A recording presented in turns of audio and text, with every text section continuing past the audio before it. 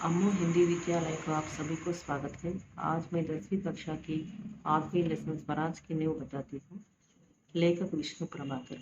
स्वराज की नींव అంటే స్వరాజ్యానికి పునాది అని అర్థం। रचयिता विष्णु प्रभाकर। उन्मुखीकरण शासक का एक दायित्व होता है कि सबका बराबर ध्यान रहे। పాలకుడి యొక్క బాధ్యత శాసక్ అంటే పాలకుడు। పాలకుడి యొక్క బాధ్యత అందరినీ సమానంగా చూడటం। विपत्ति की हालत में धैर्य और समयस्फूर्ति से काम लेना चाहिए। ఆపద ఎదురైన సందర్భంలో ధైర్యం మరియు సమయస్ఫూర్తితో పనిచేయాలి। कानून और नियमों का समान रूप से अनुसरण करना चाहिए। చట్టం మరియు నియమాలను సమానంగా అనుసరించాలి। जो शासक अधिकार में क्षमा का गुण रखता है निस्संदेह वह आदर्श शासक कहलाता है। ఏ పాలకుడైతే అధికారంలో క్షమాగుణాన్ని కలిగి ఉంటాడు నిస్సందేహంగా అతను ఒక ఆదర్శ పాలకుడు అని పిలువబడతాడు। प्रश्न शासक को विपत्ति की हालत में कैसे काम लेना चाहिए। పాలకుడికి ఆపద సందర్భంలో ఎలా పనిచేయాల్సి ఉంటుంది। పాలకుడు ఆపద సమయంలో ధైర్యం మరియు సమయస్ఫూర్తితో పనిచేయాలి। आपकी नज़र में आदर्श शासक के लक्षण क्या हो सकते हैं। మీ దృష్టిలో ఆదర్శ పాలకుడి యొక్క లక్షణాలు ఏమై ఉండవచ్చు। అధికారంలో క్షమాగుణం కలిగి ఉండుట ఆదర్శ శాసకుని యొక్క లక్షణం। సువ్యవస్థిత శాసన కే గుణ క్యా హో సక్తే హై। మంచి పరిపాలనా వ్యవస్థ యొక్క గుణాలు ఏమై ఉండవచ్చు। చక్కటి పరిపాలనా గుణాలు ఏమిటంటే చట్టాన్ని మరియు నియమాలను సమానంగా అనుసరించడం। ఉద్దేశ్యం छात्रों को साहित्य में ఏకాంకి విధా से परिचित कराना। విద్యార్థులకు సాహిత్యంలో ఏకాంకి విధిని పరిచయం చేయడం। ఏకాంకి భాష రచనా శైలి से अवगत कराना। ఏకాంకి యొక్క భాష మరియు రచనా శైలిని అర్థం చేయడం। और ఏకాంకి लेखन के लिए प्रोत्साहित करना और ఏకాంకి रचना पट्ल వాళ్ళని ప్రోత్సహించేలా చేయడం। एवं इसके साथ साथ छात्रों में देश के लिए समर्पित होने की भावना का विकास करना इसका उद्देश्य है। దీంతో పాటు విద్యార్థుల్లో దేశభక్తి భావాన్ని పెంపొందించేలా అభివృద్ధి చేయడం దీని యొక్క ముఖ్య ఉద్దేశ్యం। विधा विशेष ఏకాంకి साहित्य की वह विधा है जो नाटक के समान अभिनय से संबंधित है। ఏకాంకి యొక్క సాహిత్యం ఒక విధానము అది ఎలాగంటే నాటకంలాగా అభినయంతో కూడుకున్నది। ఏకాంకి का अर्थ है एक अंक वाला। ఏకాంకి యొక్క అర్థం ఏంటంటే ఒక అంకం కలది। ఏకాంకి में किसी एक ही समस्या को बताया जाता है। ఏకాంకిలో ఏదైనా ఒక సమస్య గురించి చెప్పబడుతుంది। यह ऐतिहासिक घटना प्रधान ఏకాంకి है। ఇది ఒక చారిత్రాత్మకమైన ఘటన గురించి ప్రధానంగా చెప్పబడినటువంటి ఏకాంకి ఇది। लेखक परिचय అంటే రచయిత యొక్క పరిచయం। విష్ణు ప్రభాకర్ का जन्म सन 1912 में हुआ। విష్ణు ప్రభాకర్ గారు 1912లో జన్మించారు। वे आदर्श प्रिय व्यक्ति थे। ఆయన ఆదర్శాలను ప్రేమించే వ్యక్తి। इन्हें प्रेमचंद परंपरा का आदर्शोन्मुख यथार्थवादी लेखक कहा जाता है। ఈయన్ని ప్రేమచంద్ యొక్క వారసత్వంలో ఆదర్శం కళ యథార్థవాది రచయిత అని పిలుస్తారు। आवारा मसीहा नामक रचना पर इन्हें सोवियत लैंड नेहरू पुरस्कार से सम्मानित किया गया है। ఆవారా మసీహా అనే రచనకు గాను ఈయనకు సోవియట్ लैंड नेहरू పురస్కారంతో సన్మానించబడ్డారు।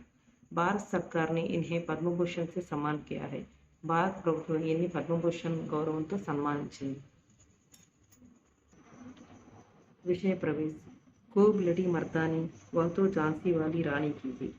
బాగా యుద్ధం చేసిన వీరవంత ఆమె ఝాన్సీకి రాణి।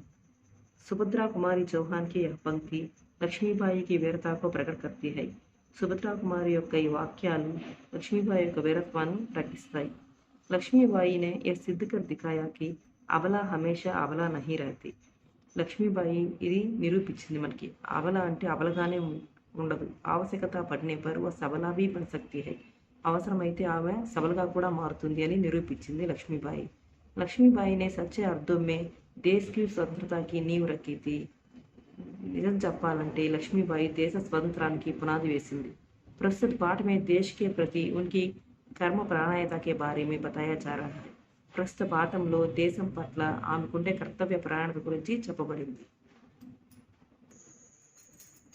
పాత్ర లక్ష్మీబాయి జూహి ముందర్ రఘునాథరావు తాత్య సేనానాయక్। ఇందులో ఉండే పాత్రలు ఇవన్నీ। रंगमंच पर युद्धभूमि का दृश्य अंकित किया जा सकता है। रंगमंच అంటే స్టేజీ మీద యుద్ధభూమి దృశ్యం ఏర్పాటు చేయబడి ఉంది। कैंप कहीं पास ही लगा हुआ है। క్యాంప్ అక్కడే దగ్గరలో ఏర్పాటు చేయబడి ఉంది. మహారాణి లక్ష్మీబాయి కే తంబూ కా ఏక్ బాగ్ దిఖాయి దేతా హై. మహారాణి లక్ష్మీబాయి తంబు అంటే డేరా, డేరాలో ఒక భాగం కనిపిస్తుంది. पर्दा उठने पर महारानी लक्ष्मीबाई अपनी सखी जूही के साथ उत्तेजित अवस्था में मंच पर प्रवेश करती है. పరదా తీయటంతోనే మహారాణి లక్ష్మీబాయి తన స్నేహితురాలు జూహీతో కలిసి ఉత్తేజంతో స్టేజ్ మీదకి ప్రవేశిస్తుంది. దోనో లాల్ కుర్తీకే సైనికోంకి వేషభూషామే హై. ఇద్దరు ఎరుపు రంగు వస్త్రాలు ధరించిన సైనికుల వేషధారణలో ఉన్నారు. లక్ష్మీబాయి చెప్తోంది, మేరే దేఖ్తే దేఖ్తే క్యాసే క్యా హో గయా జూహీ. నేను చూస్తూ ఉండగానే ఎలాంటిది ఎలా అయిపోయింది జూహీ. ఝాన్సీ కాలపీ గ్వాలియర్ కహా గయే. ఝాన్సీ కాలపీ గ్వాలియర్ అంటే ఇవి రాజ్యాలు. కహా గయే ఎక్కడికి వెళ్ళిపోయాయి. పరంతు మంజిల్ హై కి పాస్ ఆకర్ బి హర్ బార్ దూర్ చలి జాతీ. కానీ గమ్యం అనేది దగ్గరికి వచ్చి ప్రతిసారి దూరం అయిపోతూ ఉంది. స్వరాజ్ కో ఆతే హుయే దేఖ్తీ హూ పరంతు దూసరే హీ క్షణ మే మార్గ మే హిమాలయ అట్ జాతా హై. స్వరాజ్యం వస్తూ ఉండగా చూశాను, కానీ మరుసటి క్షణంలోనే మార్గంలో హిమాలయాలు అడ్డుగా వస్తున్నాయి. ఉసే పార్ కర్తీ హూ తో మహాసాగర్ కి డరావని లహరే తపేడే మారనే లగ్తీ హై. దాన్ని దాడుతూ ఉండగానే మహాసముద్రంలోని భయంకరమైనటువంటి అలలు ఒకదానికొకటి కొట్టుకుంటూ వస్తూ ఉన్నాయి. ఉన్సే జూజ్తీ హూ తో నావిక్ సో జాతే హై. దాంతో పోరాడుతూ ఉండగానే నావికుడు నిద్రపోతాడు. దేఖో జూహీ ఉదర్ క్షితిజ్ పర్ దేఖో. చూడు జూహీ అక్కడ భూమి మీద చూడు. కేసీ లపల్పాతి హుయి లపటే ఉట్ రహీ హై. ఎలా రగులుతున్న జ్వాలలు పైకి లేస్తున్నాయో. సారా ఆకాశ్ ధూమ్ ఘటావంసే ఛాయా హువా హై. మొత్తం ఆకాశం అంతా కూడా ఎలా పొగతో నిండి ఉందో. ప్రళయ కి భూమికా హై. ప్రళయ సమయం. లేకిన్ రావు సాహెబ్ హై కి రక్తమండల్ కి ఛాయా మే ఐషో ఆరామ్ మే మష్గుల్ హై. కానీ రావు సాహెబ్ రక్తమండలపు నీడలో భోగ విలాసాల్లో మునిగి ఉన్నాడు. ఆవేశమే ఆతే ఆతే సాసా మౌన్ హో జాతీ హై. ఆవేశంతో వస్తూ మౌనంగా ఉండిపోతుంది.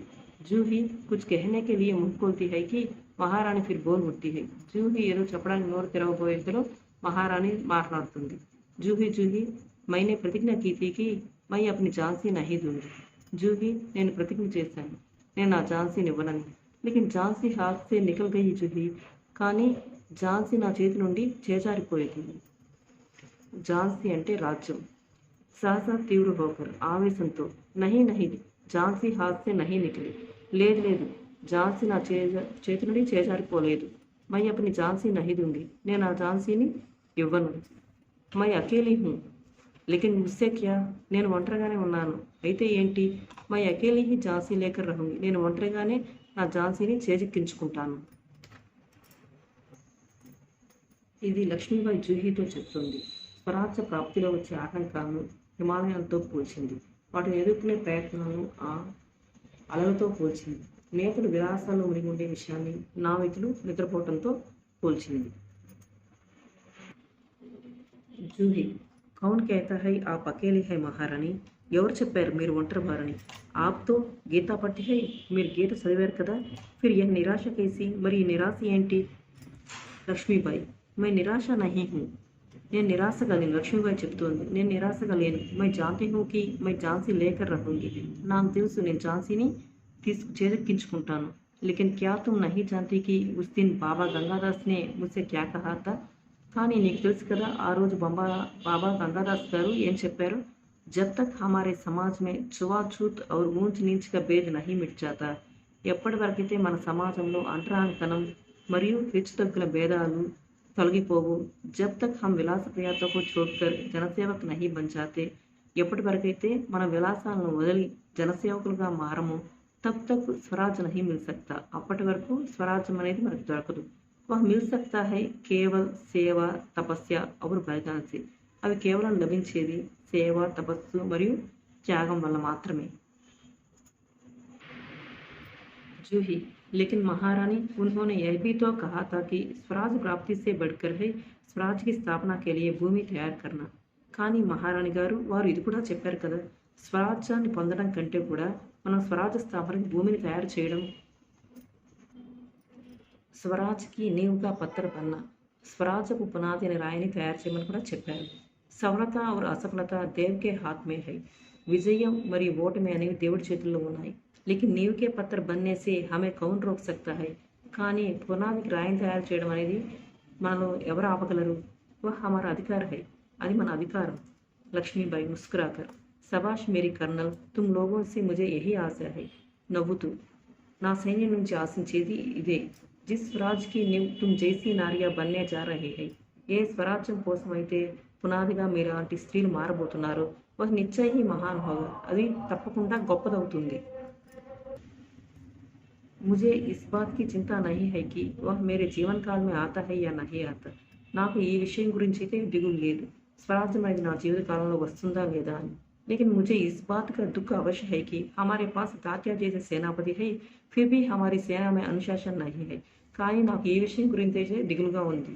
ఎందుకంటే మన సైన్యంలో తాత్యా లాంటి సేనాపతి ఉండి కూడా మన సైన్యంలో క్రమశిక్షణ అనేది లేదు. हमारे पास ग्वालियर का किला है, మన దగ్గర గ్వాలియర్ కోట కూడా ఉంది. ఫిర్ భీ హమ్ కుచ్ నహీ కర్ పా రహే హై, కానీ మనం ఏమీ చేయలేకపోతున్నాము. క్యోం జాంతి హో క్యోం, ఎందుకో తెలుసా? జూహీ జాంతి హో మహారాణి, హమ్ విలాసత మే డూబ్ గయే హై. జూహీ చెప్తోంది, తెలుసు మహారాణి, మనం విలాసంలో మునిగిపోయి ఉన్నాం. తబీ ముస్కురాతీ హోయి ముందర మహా ప్రవేశ కర్తీ హై, అప్పుడే నవ్వుకుంటూ ముందర అక్కడికి ప్రవేశిస్తుంది. ముందర్ కౌన్ कहता है कि हम विलासित में डूब गए हैं. విలాసిత में डूबे है రావు సాహెబ్, బాందాకే నవాబ్, సేనాపతి తాత్యా. ఎవరు చెప్పారు మనం విలాసంలో మునిగి ఉన్నామని? విలాసంలో మునిగి ఉండేది రావు సాహెబ్, బానిసల నవాబు, సేనాపతి తాత్యా.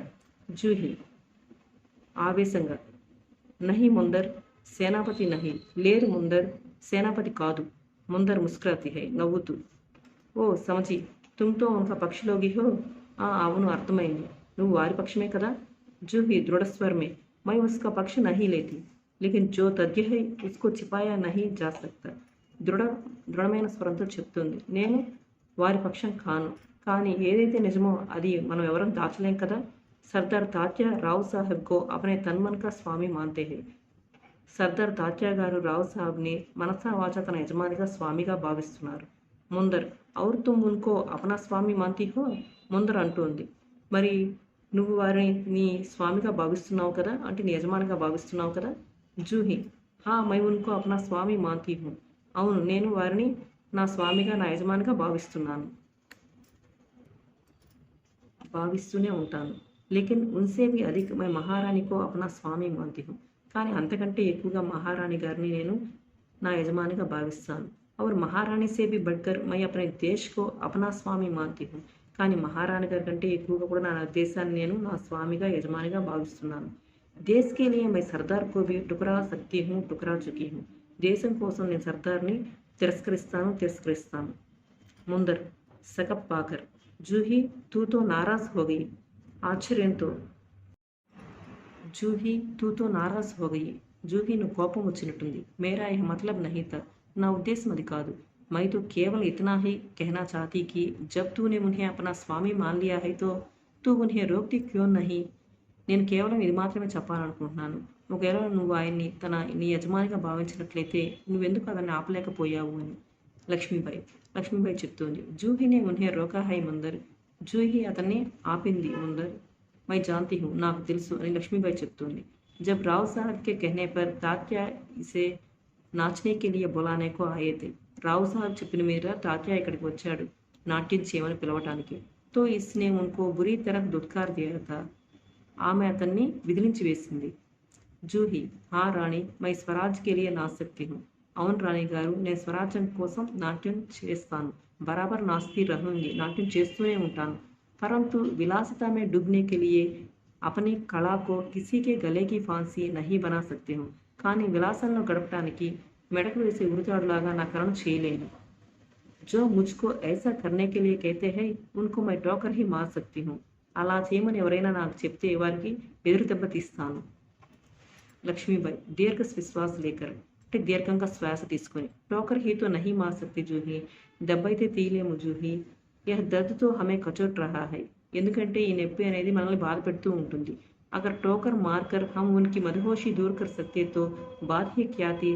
ఒకవేళ మనం దెబ్బతీసి తాత్యామత్తును దూరం చేయగలిగితే ఇక బాధ ఏముంది మనకి. जूही भाई साहब, मैं औरों की बात नहीं जानती, मुझे आज्ञा दीजिए, मैं टोकर मारने को तैयार हूँ. జూహీ చెప్తోంది, బాయి గారు, ఇతరుల సంగతి నాకు తెలియదు. నాకు ఆజ్ఞ ఇవ్వండి. నేను దెబ్బతీయడానికి సిద్ధంగా ఉన్నాను. ముందర్ ఔర్ మై బీ తయార్ హూ భాయ్ సాబ్ ముందర్ చెప్తుంది. నేను కూడా సిద్ధంగా ఉన్నాను బాయి గారు. చలో హమ్ సబ్ చల్కర్ ఉన్కి నీంద్ హరాం కర్ దే. మనందరం వెళ్ళి వాళ్ళ నిద్రను దూరం చేద్దాము. లక్ష్మీబాయి నహీ ముందర్ నహీ. లక్ష్మీబాయి చెప్తుంది. లేదు ముందర్ లేదు. హమ్ ఉన్కి నీంద్ హరాం నహీ కర్ సక్తే. మనం వాళ్ళ నిద్రని దూరం చేయలేము. అబ్ తో దుష్మన్ కి టోకరే హీ ఉన్కో ఉస్ నీంద్ సే జగా సక్తీ హై. ఇప్పుడు శత్రువుల దెబ్బే వాళ్ళని నిద్ర నుంచి మేల్కొల్పగలదు. జూహి అంటోంది. దుష్మన్ కి టోకర్ యహ్ ఆప్ క్యా కహ్ రహీ హై. శత్రువుల దెబ్బ మీరేం చెప్తున్నారు బాయి గారు?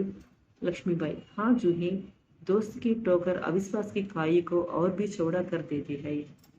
అవును జూహి, మిత్రుల దెబ్బ అవిశ్వాసాన్ని అపనమ్మకాన్ని ఇంకా పెంచుతుంది. క్యా తుమ్ నహీ జాంతే కి హమ్ ఏక్ దూసరే కో కిస్ దృష్టి సే దేఖ్తే హై. నీకు తెలుసు కదా మనం ఒకరిని ఒకరు ఏ దృష్టితో చూసుకుంటాము. क्या ऐसी स्थिति में मेरे कुछ कहने से శంకాओं की గట और भी गहरा नहीं उठेगी. అలాంటి స్థితిలో ఒకవేళ నేను ఇవన్నీ చెప్తే వారి సందేహాలు అనుమానాలు ఇంకా ఎక్కువ అవుతాయి కదా. ముందు బాయి సాబ్ ఠీక్ कहती है. బాయి గారు సరిగ్గా చెప్పారు. శంక అయ్యే అవిశ్వాస్ పైదా కరేగి. సందేహాలు అనేవి అవిశ్వాసాన్ని పెంచుతాయి. और उस अविश्वास से उत्पन्न निराशा को दूर करने के लिए पायल की झंकार और भी जनक उठेगी. ఆ అవిశ్వాసాల నుంచి అపనమ్మకాల నుంచి ఉత్పన్నమయ్యే నిరాశను దూరం చేయడానికి మరలా గజ్జల చప్పుణ్ణి ప్రకాశత్వాన్ని మేల్కొల్పాల్సి ఉంటుంది. సందేహాలు ఎక్కువైనప్పుడు అవిశ్వాసం అనేది పెరుగుతుంది. దీనివల్ల నిరాశ పడతారు. దాన్ని పోగొట్టడానికి కృత్రిమంగా ఆనందాన్ని వెతుకుతారు. దాంతోనే వారు ఆత్మ సంతృప్తి పొందుతారు అని దాని అర్థం. श्रीखंड और लड्डुओं को पर जान देने वाले ब्राह्मणों के आशीर्वाद का स्वर और भी तेज हो उठेगा. పాయసాన్ని మరియు లడ్డూల్ని ఇష్టంగా తినే బ్రాహ్మణుల ఆశీర్వాదం వినిపిస్తోంది. సహసా కహీ దూర్ తోపోం కా స్వర్ ఉడతా హై. అకస్మాత్తుగా ఎక్కడి నుంచో తుపాకుల ధ్వని వినిపిస్తుంది. లక్ష్మీబాయి और जूही तू अगर तात्या को खोज सके तो तुरंत उन्हें यहाँ आने के लिए कह. जूही ఒకవేళ తాత్యాన్ని నువ్వు వెతికినట్లయితే ఇక్కడికి రమ్మని చెప్పు. जूही खोज क्यों नहीं सकती. आपकी आज्ञा होने पर मैं उन्हें पाताल से भी खींच कर ला सकती हूँ. ఎందుకు వెతకలేను? ఒకవేళ మీరు ఆజ్ఞ ఇచ్చినట్లయితే అతను పాతాళంలోనే లాక్కు రాగలను. జానేకో ముట్టి హైకి రఘునాథరావు తేజీసే ప్రవేశ కర్తే హై. వెళ్ళడానికి తిరగబోతుండగా రఘునాథరావు వెంటనే ప్రవేశిస్తాడు. రఘునాథరావు మహారాణి ఆప్నే సునా. మహారాణి గారు మీరు విన్నారా? లక్ష్మీబాయి క్యా రఘునాథ్. ఏంటి రఘునాథ్? రఘునాథరావు మహారాణి जनरल रोज की सेना ने मुरार में पेशवा की सेना को हरा दिया. మహారాణి గారు జనరల్ రోజు గారి సైన్యం మురార్లో పేష్వా సైన్యాన్ని ఓడించింది. జూహి కాంప్కర్ క్యా పేష్వాకి సేన హార్ గయి. జూహి వణుకుతూ ఏంటి పేష్వా సేన ఓడిపోయిందా? లక్ష్మీబాయి పేష్వాకి సేన హార్ గయి ఏ హచీ హీ హువా. పేష్వా సైన్యం ఓడిపోయింది, ఇది మంచి విషయమే. అవి పేష్వాకి ఆంకే ఖులేగి. ఇప్పుడు పేష్వా కళ్ళు తెరుచుకుంటాయి. రఘునాథ్ अपनी सेना को तैयार होने की आज्ञा दो. రఘునాథ్ మన సైన్యాన్ని తయారవ్వమని ఆజ్ఞాపించండి. రోజ్ గ్వాలియర్ కా కిలా నహీ లే సకేగా. రోజ్ గ్వాలియర్ కోటను తీసుకోలేదు. రఘునాథ్ मैं जानता हूँ वह कभी ना नहीं ले सकेगा. నాకు తెలుసు అతను ఎప్పటికీ తీసుకోలేడు. मैं अभी सेना को कूच के लिए तैयार करता हूँ. నేను సైన్యాన్ని ఇప్పుడే తయారు చేస్తాను. కేవल आपको सूचना देने के लिए आया था. కేవలం మీకు తెలియజేయడానికే వచ్చాను. జాతా హై వెళ్తాడు. లక్ష్మీబాయి और जूही तुम भी जाओ. सहसा बाहर देखकर जूही నువ్వు కూడా వెళ్ళు. బయటకు చూసి వెంటనే అకస్మాత్తుగా లేకిన్ టెహరో షాయద్ సేనాపతి తాత్యా ఇధర్ హీ ఆ రహే హై. సేనాపతి తాత్యా గారు ఇటే వస్తున్నట్టున్నారు. జూహీ బాహర్ దేక్కర్ జీ హా ఏ తో సర్దార్ తాత్యా హీ హై. బయటకు చూసి అవును అతను సర్దార్ తాత్యాని. సర్దార్ తాత్యా కా ప్రవేశ్. తాత్యా ప్రవేశిస్తాడు. లక్ష్మీబాయి కహియే సర్దార్ తాత్యా ఆజ్ ఆప్ ఇద్దరు కేసే భూల్ పడే. చెప్పండి సర్దార్ తాత్యా గారు, మీరు ఈరోజు మర్చిపోయి వచ్చినట్టు ఉన్నారు. తాత్యా బాయి సాబ్ मैं किसी के लिए सरदार हो सकता हूँ पर आपके लिए तो सेवक ही हूँ. బాయి గారు నేను ఎవరికైనా సర్దార్ను కావచ్చు, కానీ మీకు మాత్రం సేవకుణ్ణి. లక్ష్మీబాయి వ్యంగిసి इतने बड़े सेनापति को इस प्रकार एक नारी के सामने झुकते लज्जा नहीं आती. వ్యంగ్యంగా మాట్లాడుతుంది లక్ష్మీబాయి గారు చెప్తున్నారు. ఇంత పెద్ద సేనాపతికి ఈ విధంగా ఒక స్త్రీ ముందు తల వంచుకోవడం సిగ్గుగా అనిపించడం లేదా? ఖైర్ छोड़ो इस बात को. సరే వదిలేయండి ఈ విషయాన్ని. यह तुम्हारी विनम्रता है. ఇది మీ వినయానికి సంబంధించింది. लेकिन यह तोपों की आवाज कैसी आ रही है.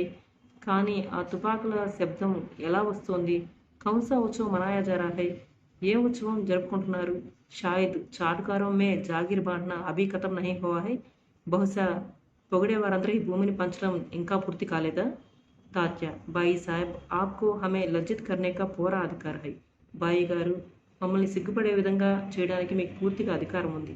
హమ్ ఇసీ యోగ్య హై, మేము అందుకు యోగ్యులమే. లేకిన్ జో కుచ్ హో రహా హై వహ్ ఆప్ జాతే హీ హై. కానీ ఏం జరుగుతుందో అదంతా మీకు తెలుసు. లక్ష్మీబాయి शायद ब्राह्मण भोजन के उपलक्ष्य में ये तोपం चल रही है. బహుశా బ్రాహ్మణ భోజన వేడుకల్లో ఈ తుపాకుల శబ్దం వస్తున్నట్టుంది. శ్రీఖండ్ और लड्डुओं के लिए घी चक्कर की कमी तो नहीं पड़ी. పాయసం మరియు లడ్డూల తయారీలో నెయ్యి పంచదార తక్కువైందా? జూహి సర్కార్ ఇస్ బార్ ఇన్కో మాఫ్ కర్ దీజియే. రాణిగారు, ఈసారికి అతన్ని మన్నించండి.